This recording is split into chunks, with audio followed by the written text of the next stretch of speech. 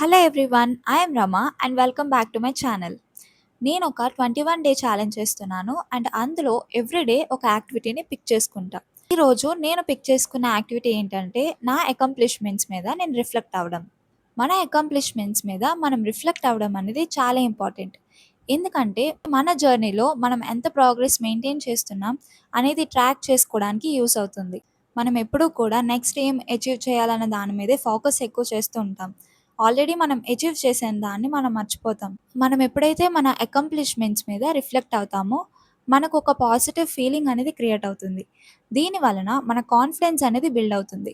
ఇలా చేయడం వల్ల మనం దేని మీదైనా ఎఫర్ట్స్ పెడితే అచీవ్ చేయగలమని తెలుసుకుంటాం. దీని వలన మనకు ఒక క్లారిటీ కూడా వస్తుంది. మనం ఏం అచీవ్ చేసామని తెలుసుకోవడం వల్ల మనం ఇంకా ఏ ఏరియాస్ మీద ఫోకస్ పెట్టాలి అండ్ మన నెక్స్ట్ టార్గెట్స్ ఏమై ఉంటాయి అనే ఒక అండర్స్టాండింగ్ అండ్ క్లారిటీ అనేది మనకు వస్తుంది.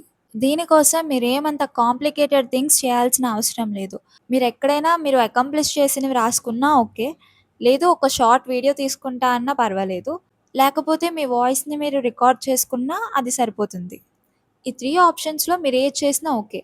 ఫైనల్‌గా మన గోల్ ఏంటంటే మన ప్రోగ్రెస్‌ని మనం అక్నాలెడ్జ్ చేసుకోవడం అంతే. ఈరోజు నేను ఇప్పటివరకు ఏం అకంప్లిష్ చేశానో అన్న దాన్ని కూడా రికగ్నైజ్ చేస్తా.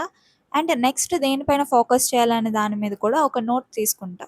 That's it for today. Thank you for watching. By by.